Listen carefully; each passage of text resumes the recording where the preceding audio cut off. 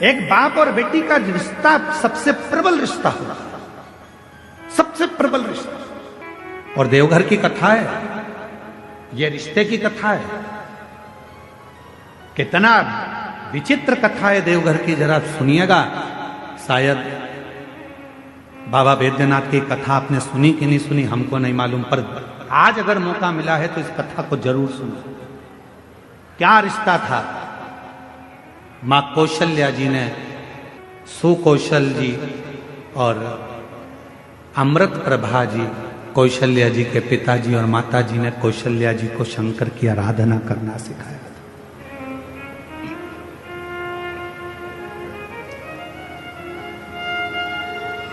कौशल्या मैया शिव जी की आराधना में ली। कहते हैं आनंद रामायण वर्णन करती है कि कौशल्या मैया 1 मिनट भी शंकर की भक्ति के बिना रह नहीं पाती थी। भाव की इतनी शुद्धता थी मां कौशल्या जी की। फिर वही बात आ गई, रावण ताव से शिव जी को भजता था और कौशल्या जी भगवान शंकर को भाव से भजती थी। भाव से भजती।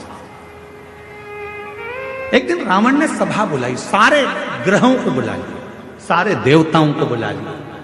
रावण की लंका में सभा लगी हुई है, बड़े बड़े देवता बैठे हुए हैं, ग्रह बैठे, नाग, किन्नर, गंधर्व, अप्सरा, देवता, दानव, सब उस सभा में बैठे हुए थे।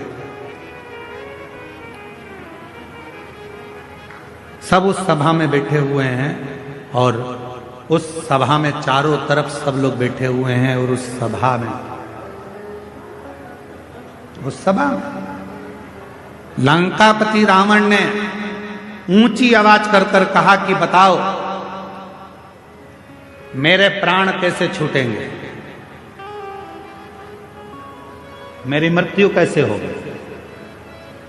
बड़े बड़े विद्वान बैठे थे, बड़े बड़े सभासद बैठे थे, बहुत देवता, गंधर्व, किन्नर, अप्सरा, पशु पक्षी सब उस सभा में बैठे हैं, असुर सुर सब उस सभा में। मेरे प्राण कैसे जाएंगे बताया जाए, कैसे मरूंगा मैं बताओ। तब किसी ने नहीं बताया। रावण को क्रोध आ गया तो सबको बंदी बनाने लगा। बंदी बना, अगर नहीं मालूम पड़ा तो मैं तुम्हें बंदी बना लूंगा। तब ग्रहों में ग्रह, सारे ग्रहों ने रावण से कहा, रावण तुम्हारी मृत्यु कौशल देश के राजा सुकौशल जी की जो लड़की है कौशल्या, उन कौशल्या माता के गर्भ से एक बड़ा विद्वान शूरवान एक पुत्र पैदा होगा, जन्म लेगा। उस बेटे के द्वारा तुम्हारे प्राण छूटेंगे। अब तो रावण को गुस्सा आ गया। कौशल नरेश, सुकौशल की लड़की कौशल्या और कौशल्या का बेटा राम मुझे मारेगा। हाँ, रावण ने सभा को विराम दिया, अपने गुप्तचरों को बुलाया। मेरी मृत्यु नहीं होना चाहिए, उसके लिए क्या करा जाए।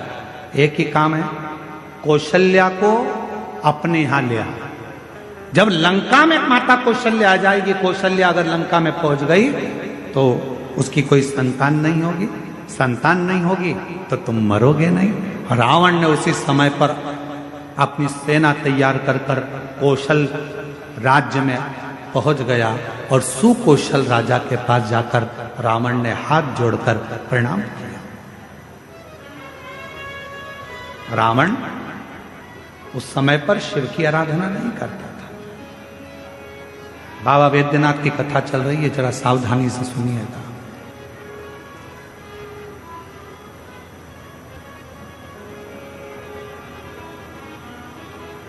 रावण उस समय शिव की आराधना नहीं करता था। सुकौशल जी ने देखा कि लंका का राजा रावण आया है, बड़ा प्रबल वीर। लंकेश आइए। कैसे आना हुआ? सुकौशल जी ने जब पूछा तो रावण ने कहा कि हमको आपकी बेटी कौशल्या चाहिए। आप अपनी पुत्री कौशल्या को लंका ले जाने की आदेश दें। सुकौशल जी मुस्कुराकर बोले कि बेटी हमारी है, पर हमारी बेटी की आज्ञा के बिना हम कोई निर्णय नहीं ले सकते, कोई नहीं।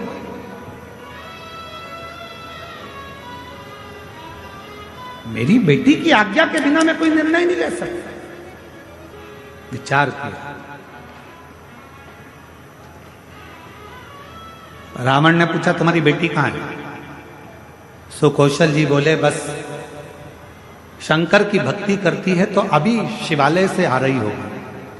जो सामने से बेटी को आते हुए देखा तो कौशल्या इतनी सुंदर थी, माता कौशल्या इतनी सरल थी। माता कौशल्या, शिव का जो भक्त होता है उसमें सहजता, सरलता, नम्रता अपने आप दिखती है, उसको दिखाया नहीं जाता। सरल, शिव जैसा भोला, शंकर जैसा सहज। लंकापति रावण ने कौशल्या जी को देखा तो कहा आप ही कौशल्या? हाँ। सुकौशल जी की बेटी हो? हाँ। हम आपको लंका ले जाने के लिए। मुझे लंका? हाँ। कौशल्या जी कहने लगी मैं तो लंका नहीं जाऊं, मैं लंका नहीं जाऊं। रावण कहने लगा तुम मुझे जानती नहीं हो कौशल्या, अगर तुम मेरे साथ नहीं चली तो मैं दबाव के साथ तुम्हें लंका ले जाऊंगा। इतने में कौशल्या जी के मुख से निकल गया लंकापति रावण सुन, तुम मुझे ले जाने की बात करता है, अगर बन सके तो तेरी लंका में एक बार उस कैलाशपति को ले जाकर बता दे तो कौशल्या लंका में प्रवेश कर जाए। तू एक बार उस कैलाशपति को तेरी लंका में ले जाकर बता दे तो ये मां कौशल्या जी कर रही हैं कि ये कौशल्या तेरी लंका में प्रवेश कर जाएगी। रावण हंसकर बोला वो कैलाश पर रहने वाला शंकर, वो शंकर? अगर तुम बोलती कि विष्णु जी को लेकर जाओ तो बड़ी बात थी, तुम कहती कि ब्रह्मा जी को लेकर जाओ तो बड़ी बात थी, शंकर जी तो मैं अभी उनको लेकर आ। और रावण गया देवाधिदेव महादेव की आराधना में बैठ गया, साधना में बैठ गया। शिव जी प्रसन्न नहीं हुए। अब बताओ भाव में बैठा था कि ताव में बैठा था? भाव में नहीं बैठा ना, काय में बैठा था? ताव में। अब मैं ले जाकर मानूंगा। लग गया रावण पीछे। शंकर भगवान प्रसन्न नहीं हुए, तब रावण को लगा कि ऐसे नहीं मानेंगे। रावण ने अपना शीश काट कर देना प्रारंभ कर दिया। 9 शीश कट गए रावण के, 10वां शीश था। शिव जी सामने आकर खड़े हो गए। रावण क्या चाहिए तुझको? रावण कहता है बाबा मैं तुम्हें लेने आया हूं, तुम मेरे साथ लंका चलो।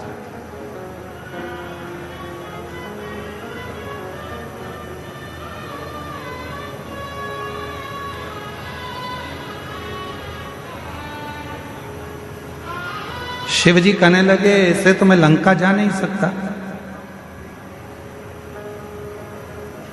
मैं लंका ऐसे जा नहीं सकता, चलना तो पड़ेगा। रावण जिद पर अड़ गया। तब देवाधिदेव महादेव ने मां पार्वती जी से जाकर कहा कि लंकापति रावण मुझे लेने के लिए आया। शिव जी कहते हैं कि मैं नहीं जा सकता, मैं जानता हूं, पर पार्वती तुम बताओ क्या? जगत जननी जगदम्बा पार्वती जी ने कहा प्रभु आप इस कैलाश को छोड़कर, इस भूमि को छोड़कर आप लंका नहीं जाओगे। तब भगवान शंकर जी ने कहा कुछ तो करना पड़ेगा। पार्वती जी कहती हैं आप जानो क्या करना है। शिव जी ने रावण से कहा मैं खुद तो नहीं जा सकता पर मेरा ये स्वरूप एक शिवलिंग के रूप में तुझे देता हूं, तू इसको लेकर चल जा, तू लेकर चल जा। शिवलिंग मेरा स्वरूप है, लेकर जा। रावण कहने लगा ठीक है, आप अपना शिवलिंग दे दीजिए। शंकर भगवान का प्रतिबिंब स्वरूप शिवलिंग शिव जी ने उठाकर रावण को दे दिया और रावण से कहा, सुन रावण, ये शिवलिंग तू जहां रख देगा उठने वाला नहीं, ले जा इसको। सूचना मिल गई मां पार्वती को। पार्वती को सूचना मिल गई कि शिव जी एक लिंग की आकृति में रावण के साथ लंका जा रहा है। रावण के साथ लंका, शिवलिंग। पार्वती की आंखों से जल बहने लगा। शिवजी ने पूछा, पार्वती तू रो रही है, तेरी आंखों में जल भरा है? हां। क्यों? जो मेरे हृदय में विराजमान था वो आज शिवलिंग की आकृति धारण कर कर लंका जा रहा है। ये शिवलिंग तो मेरा दिल है, मेरे हृदय में शिवलिंग है, और तुम उसको लंका भेज रहे हो।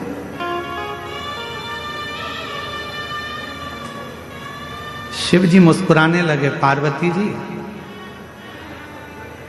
प्यार अगर पक्का होता है तो कोई जा नहीं सकता। बस इतना शंकर जी ने कहा और पार्वती जी समझ गई। पार्वती जी ने गणेश जी को बुलाया, गणेश शीघ्र आओ। गणेश जी ने कहा, मां आज्ञा करिए। गणेश जाओ, एक ग्वाले का रूप रख लो, तुम्हारा नाम होगा बेजू ग्वाला, और बेजू ग्वाला का रूप रखकर रास्ते में जाना। रावण संध्या करने के लिए रुकेगा, शिवलिंग तुम्हारे हाथ में देगा, थोड़ी देर उसके सामने पकड़ कर रखना, थोड़ी देर बाद जमीन पर रख देना। और सुनो गणेश, इस शिवलिंग को मैं बताऊंगी वहां रखना। जी मां, आज्ञा आपकी। रावण संध्या करने के लिए रुका, सोचा कि इस शिवलिंग को कहां रखूं। गणेश जी ग्वाले का रूप रखकर डंडा हाथ में लेकर घूमते फेटा बांध कर आ गए। ओ महाराज क्या बात है? महाराज कहने लगे, मुझे संध्या करना है, ले ये शिवलिंग को पकड़ ले, जमीन पर मत रखना। ठीक है, मैं अब भी आया हूं संध्या कर कर। जो गणेश जी के हाथ में, बेजू ग्वाले के हाथ में शिवलिंग दिया। गणेश जी ने मां से पूछा, मां आप बताओ शिवलिंग कहां रखूं? माता पार्वती ने कहा, जब मैं सती बनकर जन्मी थी, जब मैं सती बनकर जन्मी थी, ये शिवलिंग मेरे हृदय में बसता है। जब मैं सती बनकर जन्मी थी, मेरे पिता दक्ष प्रजापति के यज्ञ में पहुंची थी और यज्ञ कुंड में मैंने प्राणों को त्याग दिया था। मेरे पति शंकर भगवान ने मेरा शरीर कंधे पर धारण कर तांडव किया था। भगवान विष्णु ने सुदर्शन चक्र उठाकर मेरे शरीर के 51 टुकड़े कर दिए थे। वो टुकड़े में से एक हृदय इसी भूमि पर गिरा है, उस हृदय के मध्य में ये शिवलिंग ले जाकर रख दे, बस वहीं में बैठे। उस हृदय के मध्य में ये शिवलिंग रखाना चाहिए। भगवान गणेश जी महाराज बेजू ग्वाला पार्वती जी के कहने पर मां सती के हृदय को ढूंढने लगा। भगवान गणेश जी समझ नहीं पाए कि माता सती का हृदय कहां है। तब गणेश जी को साधना करने में समय लग गया। मां दुर्गा भवानी पार्वती जी खुद प्रकट होकर हाथ में शिवलिंग लेकर ग्वाले के साथ जहां मां सती का हृदय धड़क रहा था, उस हृदय के मध्य में शिवलिंग को रख दिया। हृदय इतना धड़क रहा था, हृदय इतना धड़क रहा था, हृदय इतनी हाँप भर रहा था कि जो शिवलिंग बेजू ने रखा वो अंदर धसता चले गया, धीरे धीरे अंदर जाता चले गया, जाता चले गया। हृदय में शिव का वो शिवलिंग, वो प्रेम अंदर समाता चले गया। तब बेजू ने कहा, मां पूरा शिवलिंग अगर हृदय में समा जाएगा तो मां संसार के लोगों को कैसे मालूम पड़ेगा कि शिव और सती इसी जगह पर विराजमान है, एक ही स्थान पर, इसलिए मां इसको रोक दो। छोटा सा शिवलिंग बाहर रह गया, छोटा सा बाहर। पूरी दुनिया में केवल एक ज्योतिर्लिंग बाबा वैद्यनाथ ऐसे हैं जो मां सती की 51 शक्तिपीठ में से एक शक्तिपीठ, जहां मां का हृदय गिरा है, उस हृदय के ऊपर शंकर भगवान का शिवलिंग विराजमान है। पूरी दुनिया में केवल एक ज्योतिर्लिंग, पूरी दुनिया में केवल एक ज्योतिर्लिंग है जहां मां सती के हृदय पर शंकर जी का शिवलिंग विराजमान है। शिवलिंग, इसलिए इसको शक्ति पीठ कहते हैं। शिव शक्ति की पीठ है। रावण आया, बैजू से पूछा क्यों? मैंने शिवलिंग दिया था, वो तो मैंने रख दिया, बहुत भजन था, उठ ही नहीं रहा था। रावण को गुस्सा आया, मारने के लिए दौड़ा, बैजू भाग गए। बताओ तूने मेरा शिवलिंग रख दिया। अब तो रावण को क्रोध आ गया, मतलब कौशल्या के गर्भ से बालक जन्मेगा और मुझे मारेगा, उससे पहले इस कौशल्या को तो मैं कहीं ना कहीं छुपा दे। रावण गया, माया रची और कौशल नरेश की नगरी में प्रवेश कर कर सुकौशल राजा की राज्य में कौशल्या मैया तो सो रही थी और रावण ने उस कौशल्या मैया को उठा लिया। रावण ने कौशल्या मैया को उठाया, एक पेटी में बंद कर दिया। एक पेटी में बंद कर कर उस पेटी को किसी को पता ना चले तो समुद्र में गया। समुद्र में जाकर एक बड़े महामत्स्य को देखा, बड़ी मछली को देखा और मत्स्य से कहा, महामत्स्य मुख खोल। महामत्स्य ने मुख खोला, रावण ने उसके मुख में वो पेटी रख दी और मत्स्य से कहा तू समुद्र में घूमता रहे। ये कौशल्या किसी को मिलने वाली नहीं, इतनी मछलियों में कौन जानेगा कि कौन सी मछली के मुंह में कौशल्या जी। प्रमाण कर।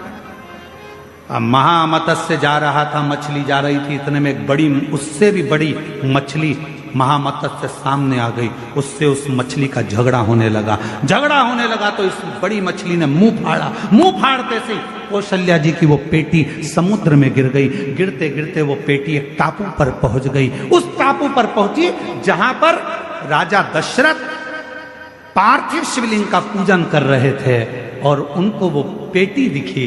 पेटी को खोला गया, सुंदर कन्या